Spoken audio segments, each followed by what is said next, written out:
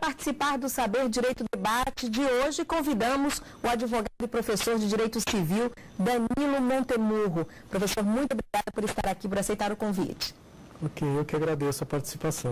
Ok, professor, a primeira pergunta é o seguinte: dos benefícios das mudanças trazidas pelo novo projeto, né, do CPC, o que mudou com relação ao direito de família? O novo Código de Processo Civil, código projetado, esse que está prestes a ser sancionado pela Presidente, ele trouxe inúmeros benefícios, inúmeras especificidades nas ações de família, algo que não existia. Ele trouxe o principal capítulo das ações de família, uma inovação, algo trazido ali do Estatuto das Famílias, criado recentemente, e uma norma ainda em projeto. Ele traz o procedimento para essas ações, tanto no viés consensual como no viés litigioso. Ele também traz aspectos muito interessantes para o direito de família, para as ações de família, no âmbito da ação de alimentos, na questão da sucessão também. Enfim, o novo Código de Processo Civil, ele realmente traz uma identidade nova para as ações de família, inclusive com questões, vocábulos, com identidades conceituais que no antigo código ou no código vigente está absolutamente ultrapassado. E o código novo vem vem reformular todas essas questões. Muito bem-vindo o Código de Processo Civil projetado. Pois é, o senhor falou em pensão, né? Como é que é calculada hoje a pensão alimentícia no divórcio? Olha, Day, a pensão alimentícia ela é fixada segundo um binômio, segundo a presença de dois elementos essenciais, que é a necessidade e a possibilidade.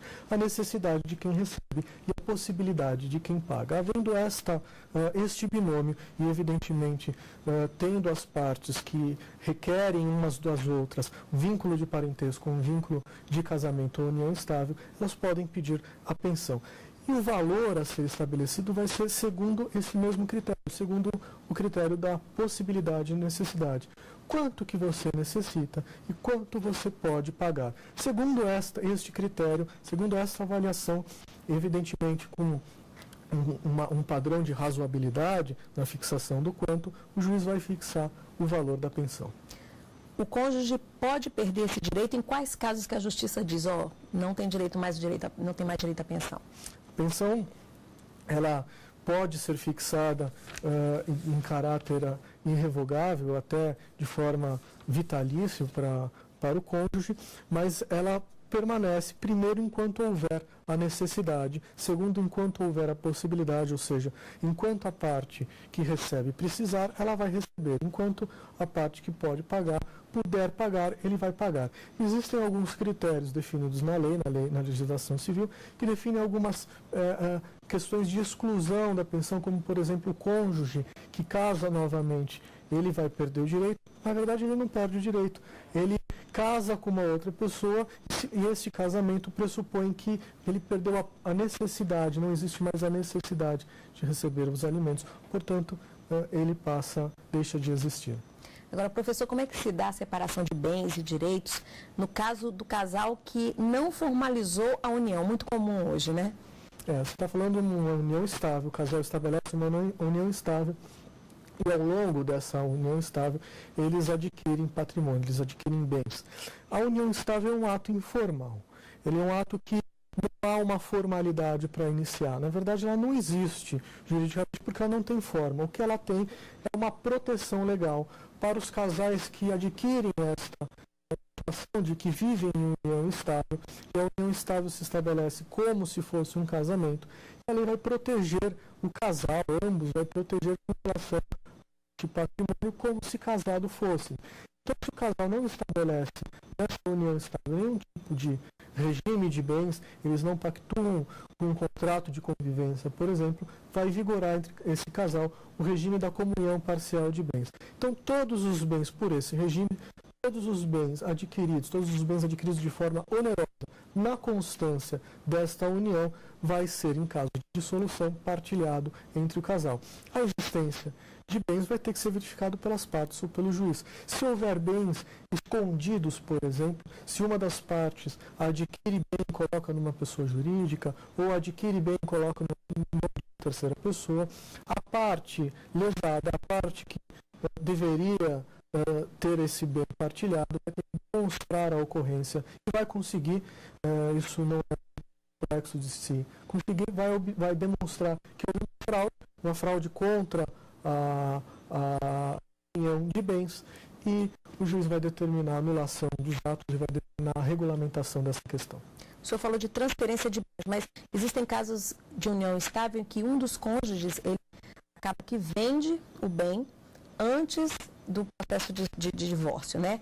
Como é que é possível aí garantir a separação, os direitos, né, dentro da separação judicial? Olha, se um dos cônjuges vende o patrimônio antes da dissolução ou quando já ocorreu a dissolução, a separação de fato desse casal, esse bem deveria ser partilhado. Então tem duas alternativas. Ou o juiz vai determinar a partilha dos frutos dessa venda, dos frutos do valor de venda desse imóvel, ou ele vai anular a venda deste imóvel. Ele simplesmente determina a anulação desse bem porque havia aí uma união estável. E veja, para você vender um bem que foi adquirido na constância dessa união estável para uma terceira pessoa, a necessidade da outorga usuária, a necessidade deste companheiro que vivia na época da aquisição imobiliária, para vender ele tem que autorizar, ele tem que firmar. Se ele não autorizou, essa venda pode ser anulada pelo juiz. Professor, o novo CPC, ele torna mais rápida a solução dos litígios? Olha, daí o novo Código de Processo, ele traz isso como um princípio, ele traz isso como uma regra geral em todas as ações, especialmente nas ações de família. Isso está expresso no capítulo das ações de família, a solução amigável, a solução consensual do litígio. Isso, evidentemente, que traz uma celeridade, que gera uma economia no processo, uma vez que as partes, ele traz todo um sistema, toda uma regra de procedimento específico para que esse processo acabe de forma amigável. E se acabar de forma amigável, ele será mais rápido, ele será solucionado de forma mais próxima do que a gente imagina, do que a gente gostaria que um processo durasse.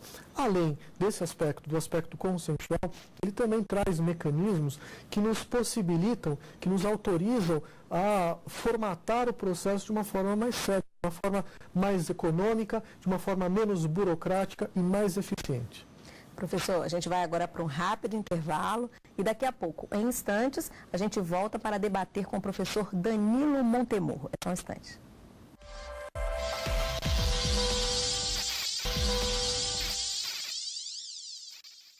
E o Saber Direito Debate está de volta. Nesta semana a gente recebe o professor Danilo Montemurro. Professor, os amantes podem requerer na justiça herança e direitos? Olha, essa sua pergunta é muito oportuna e muito prudente. Nós temos que primeiro conceituar o que é amante. O que vem a ser amante? Amante é um relacionamento extraconjugal, de forma escondida, de forma sem que as pessoas saibam e de forma ocasional. Os amantes são uma pessoa casada que tem uma amante. Nós podemos conceituar essa amante como aquela pessoa que eventualmente venha se encontrar para um encontro amoroso, um encontro meramente sexual. Essa pessoa não tem direito algum, essa pessoa não tem nenhuma relação com com o direito sucessório do seu amante. O que vem a acontecer, o que ocorre, e não é raro ocorrer, é aquela pessoa que é casada, ostenta o casamento, mantém este casamento com uma determinada pessoa e numa outra cidade, por exemplo, tem uma união estável com uma outra pessoa. Essa união estável é uma união estável perfeita. Ele tem interesse e vontade de constituir família, é pública, o casal vive juntos. Acontece que o homem ou a mulher, enfim, ele tem uma residência num lugar e trabalha no outro, por isso ele fica transitando entre as duas cidades e tem a condição de manter essas duas famílias. Em razão desta situação, não há natureza de concubinato.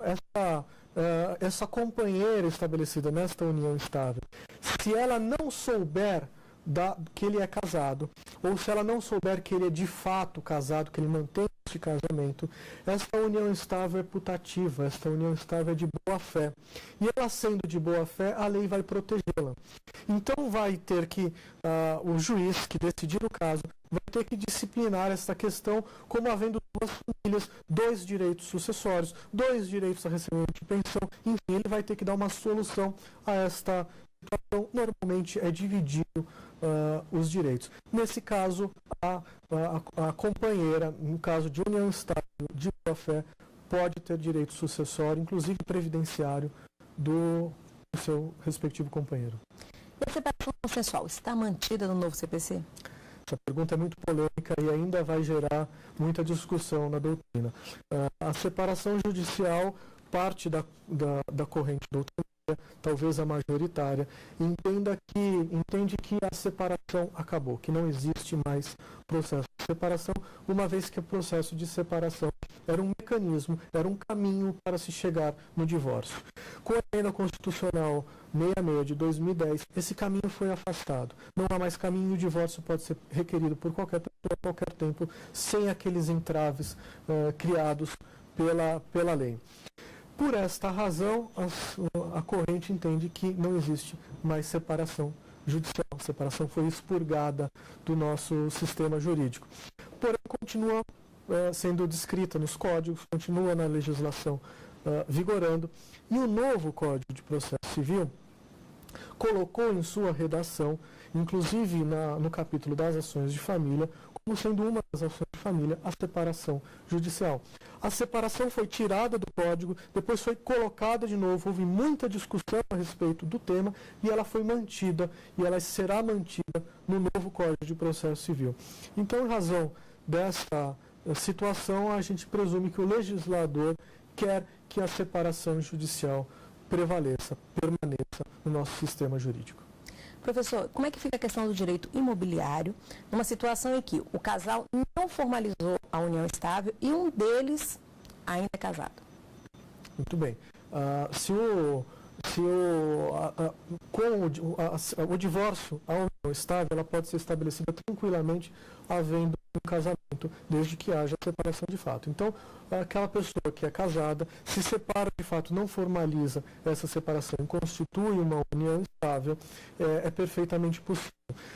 Se isso ocorrer, a gente tem que estabelecer um marco. O marco final daquele casamento e o marco inicial dessa união estável. Os bens adquiridos na constância do casamento serão tratados e partilhados como sendo do casamento, como sendo daquele cônjuge. Os bens adquiridos na constância da união estável serão, em caso de dissolução de união estável, será partilhado, será dividido com a companheira em caso de dissolução. Professor, união estável, o novo CPC fala disso? Muito bem. O novo Código de Processo Civil, como eu falei, ele atualiza o novo cenário do nosso sistema jurídico, a nova realidade. Nós vivemos uma realidade hoje que reconhece a união estável como uma união, como uma sociedade, como uma entidade familiar propriamente dito. Então, o novo Código de Processo Civil, em diversas passagens, ele reconhece a união estável, inclusive inclui a união estável, o reconhecimento e a dissolução da união estável nas ações, no rol de ações de família. Então, o novo Código de Processo Civil traz esta realidade, esta verdade à nossa realidade atual. Ele atualiza um código absolutamente ultrapassado e obsoleto com relação às ações de família, incluindo a possibilidade, a existência, o reconhecimento da união estável em seu texto legal. Pois é, e falar de realidade não dá para deixar de falar de união homoafetiva, né? O CPC também traz isso de forma mais clara para que os casais homossexuais estejam, digamos assim, tenham avançado nessa questão também?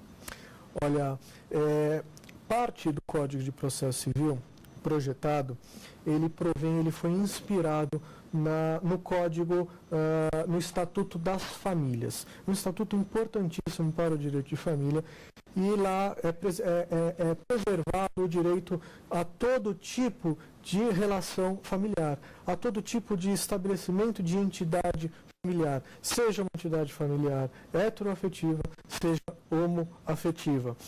A união estável, ela pode, até hoje, até o próprio casamento civil já é reconhecido, já é possível o casamento civil para pessoas do mesmo sexo, para casais heteroafetivos e para casais homoafetivos.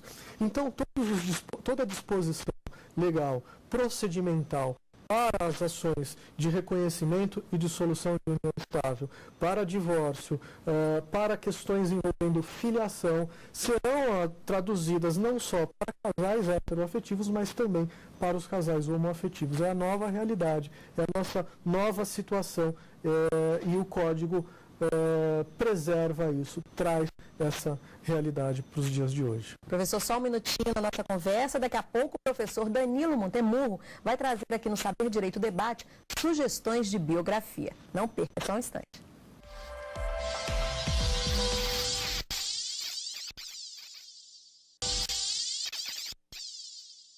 Saber Direito Debate está de volta. O convidado desta semana é o professor Danilo Montemurro.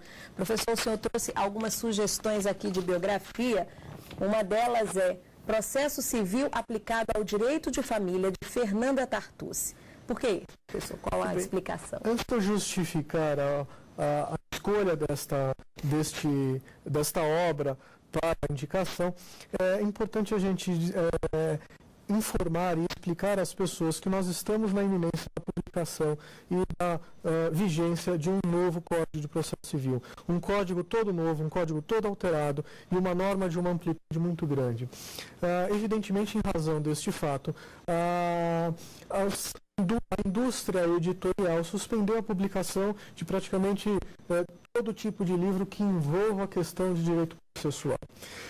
Com a publicação e com a vigência, muitos livros, muitas obras serão editadas e serão publicadas com relação ao novo código, a nova realidade do nosso sistema jurídico. E é importante que os alunos, principalmente alunos e pessoas que prestarão concurso público, estejam atentos a este novo mercado, a esse novo mercado editorial que tem a ser publicado. E procurem obras atualizadas, né?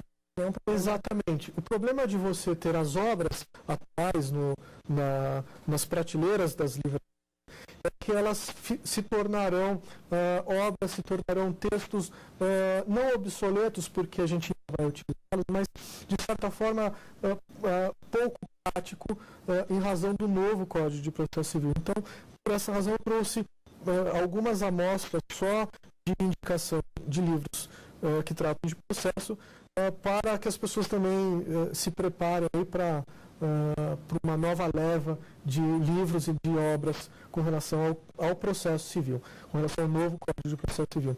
E o Código da Fernanda Tartucci, a obra dela, é um livro importante, porque ele define mais ou menos o que a gente conversou aqui em aula, que são as ações de família e sucessão no aspecto procedimental. Então, esse livro traz o processo, traz o procedimento das ações de família e sucessão. E é um livro muito interessante para quem estuda direito e também para quem, na prática, necessita desses livros, dessa obra. A segunda obra aqui, de Eduardo Arruda Alvim, Direito Processual Civil, não é isso, professor? Exatamente. Esse é um manual que eu indico para alunos, é um manual que eu considero indispensável aí na prateleira de qualquer operador de direito, especialmente na oportunidade do estudo do processo civil. É um manual completo e muito bem elaborado aí pelo professor Arruda Alvim. Terceira sugestão, Direito de Família, Caetano Lagrasta Neto, Flávio Tartucci, José Fernando Simão.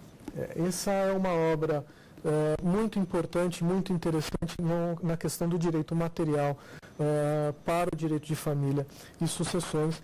Esta é uma obra que eu gosto muito, eu tenho muito apreço por ela, e aí os três autores, eles trazem de uma forma bem acessível e bem mastigada e bem discutida alguns aspectos do direito de família. Professor, e suas obras? Olha, nos próximos, ainda não tenho uma data prevista, mas provavelmente ainda esse ano nós teremos aí uma publicação com relação à questão de biodireito, com relação à questão de fertilização, de reprodução humana assistida no âmbito do direito e voltada ao direito de família. Nós provavelmente até o final do ano aí nós temos essa publicação. Professor, o projeto aprovado, lei em vigor, o senhor acha que o mercado vai estar abastecido em pouco tempo, né, para atender a demanda de profissionais, concurseiros, estudantes? Olha, Dai, essa é uma boa pergunta. Desde a discussão lá na Câmara sobre o Código de Processo Civil, desde que há essa discussão sobre o texto legal, autores de livros e estudiosos do direito processual civil já estão escrevendo a respeito desse tema.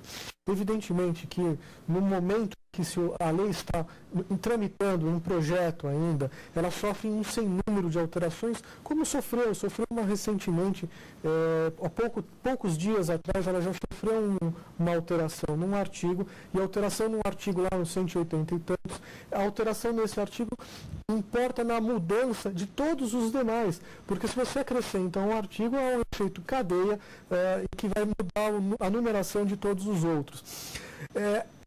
Então, os autores do direito, eles se preocupam com esta alteração. Então, há o trabalho da elaboração de manuais, a elaboração de comentários ao próprio código, observando aquelas questões já sedimentadas, não mais discutidas, né?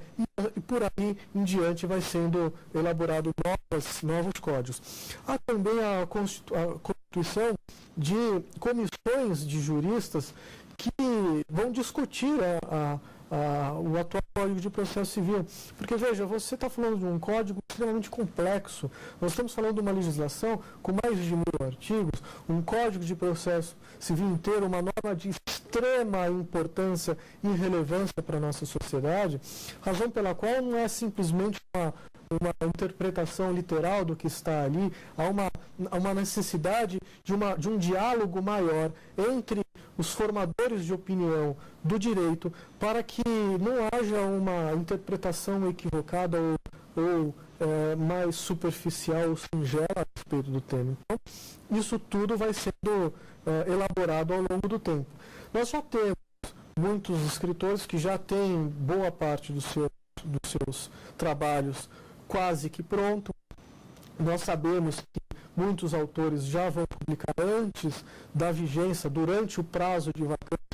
Nós estamos falando de um Código de Processo Civil que será publicado em poucos dias, nos próximos dias, e que terá um prazo de vacância de 1 ano. Ele vai ter lá 1 ano para que as pessoas se acostumem, as pessoas o conheçam. Durante esse 1 ano, o código já foi publicado, não tem mais alteração, não muda mais nada, e durante esse 1 ano já vai ter livros sendo publicados. Então eu acredito sim que quando dá vigência, já tem aí um número razoável de livros.